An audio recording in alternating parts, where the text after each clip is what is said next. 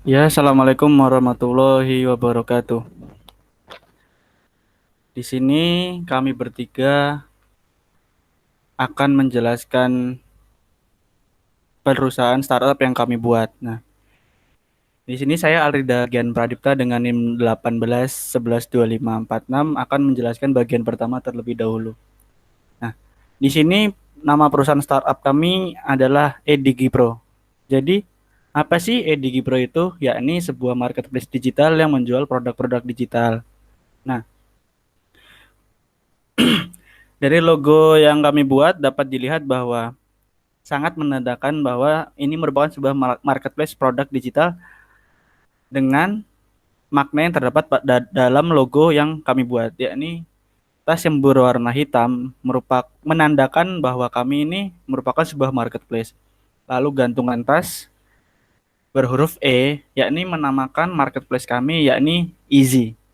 Lalu DigiPro adalah merupakan singkatan dari digital product karena ini merupakan marketplace yang menjual produk-produk digital. Lalu yang selanjutnya adalah centang biru, yakni menandakan produk yang kami jual ini semuanya merupakan produk original. Nah, lalu visi dari perusahaan startup kami ialah semua user atau perusahaan menggunakan produk original. Lalu yang kedua, dengan menggunakan produk original dapat membantu kesejahteraan perusahaan maupun para pengguna. Lalu slogan dari perusahaan kami ialah Choose the Real One, yang artinya atau maknanya adalah pilihlah yang asli atau original. Dan kami telah berdiri dari 2020 hingga saat ini. Slide selanjutnya yakni merupakan latar belakang masalah kenapa kami membuat marketplace digital ini. Yang pertama adalah perbedaan cara pembayaran dari rupiah ke dolar. Lalu yang kedua, maraknya produk bajakan atau crack yang dipakai dalam dunia IT. Lalu yang ketiga adalah para pengguna memilih produk yang gratis dibanding yang asli atau original daripada perusahaan yang menyediakan software aplikasi pada bidang IT. Lalu yang keempat, sering mengalami masalah apabila menggunakan produk yang bajakan atau crack karena secara fitur tidak seperti aslinya.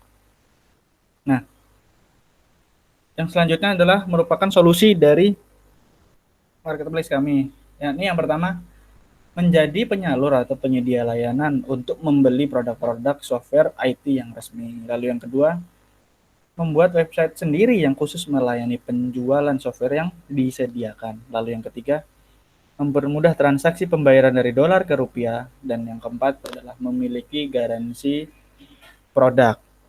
Nah, yang sekian dari saya. Slide selanjutnya akan dijelaskan oleh Saudara Bagus Isamuddin. Padanya kami persilahkan.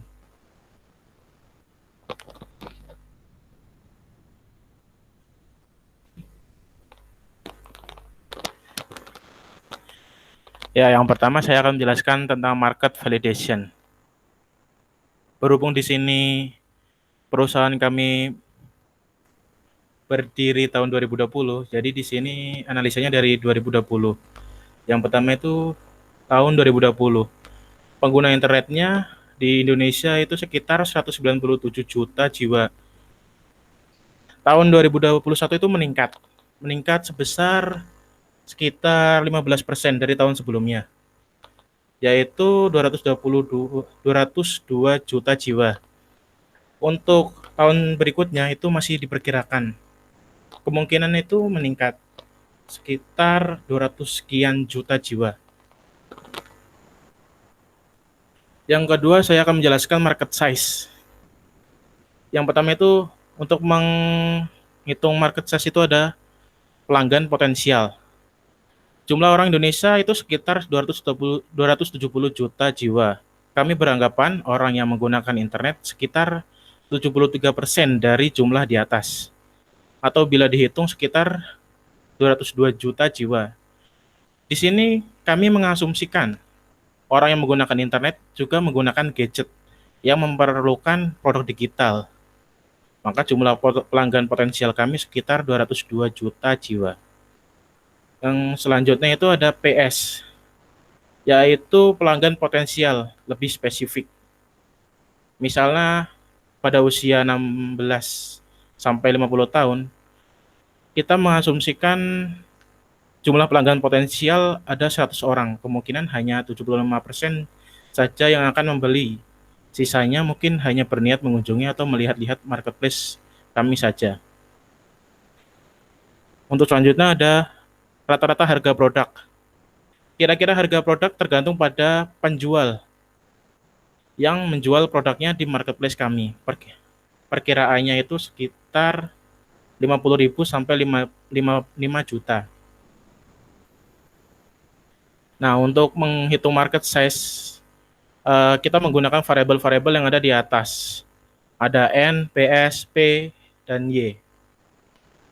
Dan dikalikan. Maka hasilnya sekitar 75 miliar 750 juta.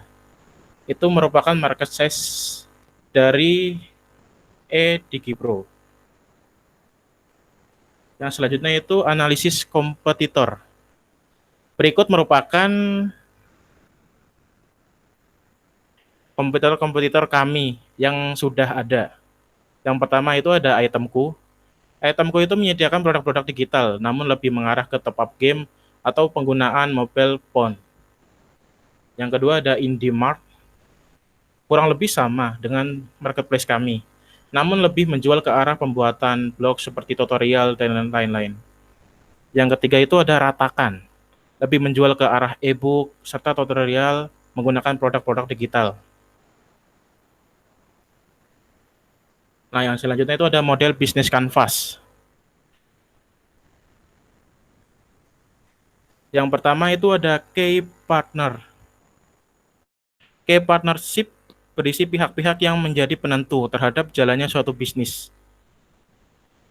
Di sini ada penyediaan produk digital seperti developer web, penjualan lisensi, penyediaan top up, dan lain-lain. Ada mitra pembayaran seperti bank, OVO, Dana, dan pembayaran jenis lainnya. Yang kedua itu ada key activities. Key activities itu mencakup segala aktivitas yang harus dilakukan seorang pelaku bisnis untuk menghasilkan produk atau layanan yang baik dan memuaskan. Di sini kita hanya satu, pembuatan web atau marketplace-nya. Yang selanjutnya itu ada key resource. Key resource itu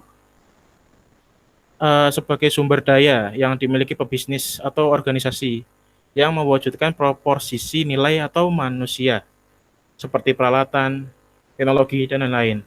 Di sini karena kami masih berbentuk web, jadi peralatan atau teknologi yang dibuat itu seperti hosting dan server.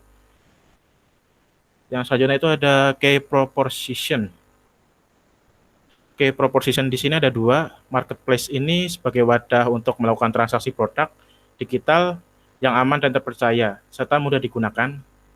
Yang kedua itu meningkatkan penjualan para developer web dan penyedia produk digital lainnya. Selanjutnya ada customer relationship. Di sini ada diskon dan promo untuk pembelian di marketplace kami. Yang ketiga itu ada channels. Yang pertama itu ada web marketplace dan media sosial. Selanjutnya itu ada customer segment.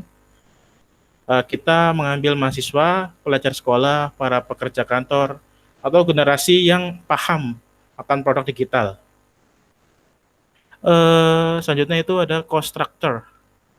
Gaji pegawai termasuk developer, biaya marketing, membangun web marketplace, maintenance, hosting, dan server. Untuk yang terakhir itu ada revenue streams.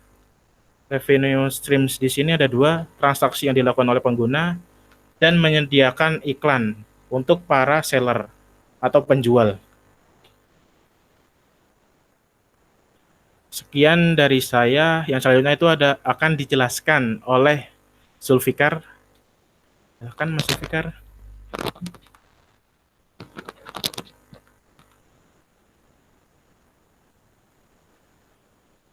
Oke, saya Zulfikar. Di sini saya akan menjelaskan soal dampak sosial. Di sini dampak sosialnya itu ada 5. Yang pertama, mempermudah para penjual produk digital seperti para penjual jasa, pembuat web, atau produk digital lainnya.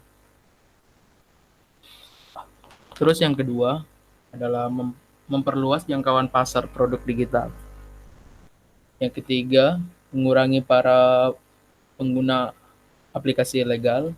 Dan yang keempat, konsumen jadi lebih mudah untuk membeli produk digital. Dan yang terakhir, yang kelima, kemudahan dalam membeli produk digital seperti lisensi Microsoft yang harusnya cuma bisa dibeli di web resminya jadi bisa dibeli di marketplace ini. Terus roadmap. Nah, untuk roadmap sini kami start dari yang dijelaskan dari 2020, yaitu merintis dengan membuat website terlebih dahulu serta mencari partner yang ingin menjual produk. Terus yang jalan ke 2021, mencapai target jumlah pengguna yang memakai marketplace kami. Terus yang 2022, mencapai target produk digital yang tersedia di marketplace kami. Nah, ini tim kelompok kami yang terdiri dari saya sendiri, Muhammad Zulfikar, dengan yang pertama presentasi itu adalah Arida Giant, Radipta, yang kedua itu adalah Bagus Samudi. Saya rasa itu saja presentasi dari kami. Cukup sekian dan terima kasih. Wassalamualaikum warahmatullahi wabarakatuh.